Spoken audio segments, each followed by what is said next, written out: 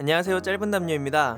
박싱데이가 지나고 1월도 벌써 반이 지나갔는데요. 그럼에도 아직 바쁜 일정을 지내고 있는 팀이 있다고 합니다. 바로 맨유인데요. 맨유는 지난 FA컵 3라운드 경기에서 유효슈팅 연계를 기록하며 졸전을 펼쳤습니다. 결국 이는 올드 트래포드에서의 재경기로 이어졌는데요. 솔샤르 밑에서 소외되던 마타가 노련한 칩슛으로 팀을 구해냈습니다. 울버햄튼은 지난 시즌 8강에서 맨유를 꺾고 올라갔지만 이번에는 맨유에게 발목을 잡히고 말았습니다. 그렇다면 이번 경기 어땠는지 알아보겠습니다. 맨유의 라인업입니다. 컵 대회 부동의 주전인 로메로가 나왔고 수비와 삼성까지는 현재 자원 중에 베스트 라인업입니다. 루크쇼가 부상당한 동안 윌리엄스가 그 이상으로 잘해주며 사실상 주전 자리를 꿰찼고 포그바와 맥토미니가 부상인 가운데 마티치와 프레드 라인은 점차 안정성을 갖춰가고 있습니다. 이선은 리버풀전의 필수인 레시포드를 벤치에 앉히면서 그린우드가 선발로 나왔습니다. 다음은 울버햄튼의 라인업입니다. 맨유와 마찬가지로 컵대회에서는 루디 키퍼가 늘 선발로 나옵니다. 3백은 지난 1차전에서 아쉬웠던 킬먼 대신 사이스가 다시 수비로 내려와 베스트를 구성했습니다. 중원 라인 또한 베스트 라인업입니다만 공격에서는 조타가 계속 부상의 상황에서 베스트 라인업을 가동했습니다. 그러나 지난 경기를 포함해 늘 오른쪽에서 활약하던 트라오레를 왼쪽에서 뛰게 한 누누 감독이었습니다. 맨유의 득점 장면입니다. 맥과이어가 볼을 따낸 후에 전방 압박을 따돌리고 왼발로 연결합니다. 공의 바운드가 정확하지 않아 마샬이 영리하게 사이스를 등진 후 재빨리 뒤돌아서 볼을 따냅니다. 이때 마타가 부지런히 최전방으로 달려갔고 공을 뒤로 흘리면서 뛰어나온 루디를 측면으로 유인합니다. 그 후에 침착하게 반대 방향으로 칩슛을 성공시켜서 마무리하는데요. 롱패스마다 달려나와 막아낸 루디의 성향을 이용한 마타의 노련함이 돋보였습니다. 울버햄튼은 시작과 함께 짧은 패스를 거치지 않고 좌우 전환을 크게 시도하며 맨유의 측면을 공략하려 했습니다. 또한 수비 시에는 5-4-1의 형태를 만들어줬는데요. 이때 플랫한 형태가 아니었기 때문에 맨유의 양 풀백이 높은 위치에서도 압박을 덜 받으며 공격을 전개할 수 있었습니다. 이전 경기에서는 영이 선발로 나오면서 높은 위치까지 올라가지 않고 수비적으로 나왔기 때문에 후방에서 방향 전환에 좀 더 신경을 썼는데요. 완 비사카는 측면에 깊게 위치하며 직접적으로 공격에 가담했습니다. 또한 맨유는 지난 경기에서 트라우레의 단단함을 직접 느꼈기에 다소 다른 수비 형태를 보였습니다. 지난 경기에서 상대가 측면 라인을 따라 패스 플레이하는 것을 막기 위해 일렬로 지역 방어를 하는 형태였는데요. 이때 트라우레가 안쪽으로 들어와 공을 받을 때 유독 고전하는 모습이었습니다.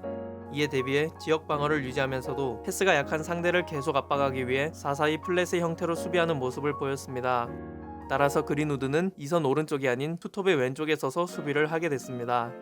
울버햄튼은 이런 맨유를 상대로 존 14라고 하는 구역을 공략했는데요. 후방 빌드업 시에는 완 비사카가 높게 올라가고 마타가 내려오는 상황에서 프레드를 빠르게 압박하며 맨유를 위협했습니다. 이로 인해 프레드가 계속해서 불안하게 볼 처리를 하며 흔들리는 모습을 보였습니다. 지난 경기에도 명백한 핸드볼 파울로 득점이 무산된 것처럼 이번에도 명백한 핸드볼이긴 했으나 위험한 상황을 연출하기도 했죠. 이때 위기를 구원한 것은 완 비사카였습니다. 공격 시에는 높은 위치까지 올라갔지만 재빨리 내려와 여러 차례 태클을 성공시키며 트라오레가 돌파를 시도하지 않고 뒤돌아서 백패스를 하게 하기도 했습니다. 솔샤르는 마타에게 쪽지로 전술 변경을 지시했고 마샬이 왼쪽 측면으로 빠지면서 공격 시의 이선 라인은 마샬, 마타, 제임스로 바꾸며 울버햄튼의 뒷공간을 노리는 공격 컨셉을 메인으로 바꿨습니다. 그러면서 마샬과 마타가 좀 더 후방 지원을 많이 하는 컨셉이었기에 압박의 강도를 낮추면서 울버햄튼 또한 템포를 낮춰 맨유의 압박을 유도하기도 했습니다.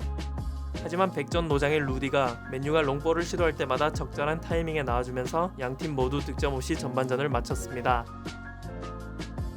울버햄튼은 전반전과 마찬가지로 트라오레를 반대편인 왼쪽에 배치시켰는데요. 이는 공격 시에 높게 위치한 완 비사카의 뒷공간을 노리려는 계획으로 보였습니다.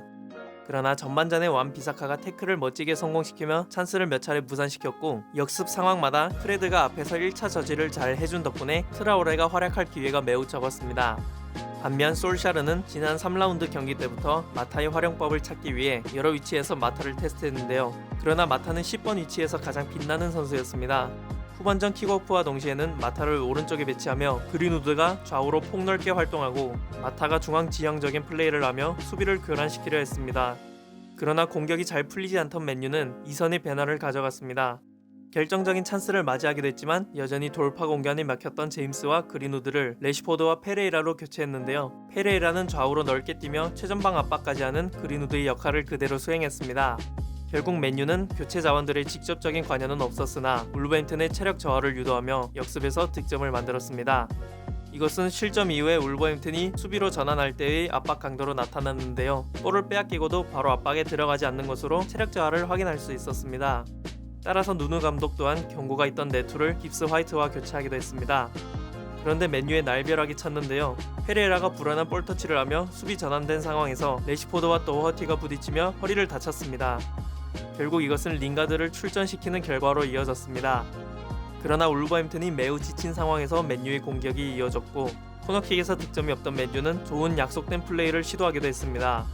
인스윙어 코너킥 상황에서 마티치가 니어포스트로 향하며 헤더로 뒤쪽으로 연결해주고 메가이어가 앞으로 뛰는 척하며 뒤로 돌아간 후에 이를 마무리하는 패턴이었습니다. 하지만 마티치의 헤더가 정확하게 임팩트되지 않아 마무리되지는 않았습니다. 결국 트라오레마저 오스카 부어와 교체되고 울버햄튼은 무기력하게 득점에 실패하며 맨유가 승리했습니다.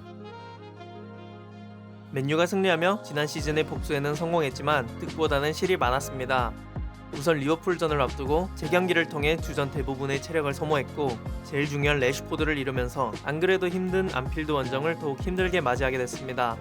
반면 울버햄튼은 맨시티를 잡으며 기세가 등등했지만 트라오레의 컨디션에 따라 팀 전체의 경기력이 좌우되고 트라오레가 강한 맨마킹으로 붙으며 대처하는 상황에 약한 모습을 보이기 시작하며 그 위력이 점점 줄어드는 모습을 보이기 시작했는데요. 다음 경기는 최근 하센 휘틀 감독의 지도력이 살아나는 소튼을 상대하는데요. 과연 이 패배를 뒤집을 수 있을지 지켜봐야겠습니다. 오늘 분석은 여기서 마치겠습니다. 시청해주셔서 감사합니다.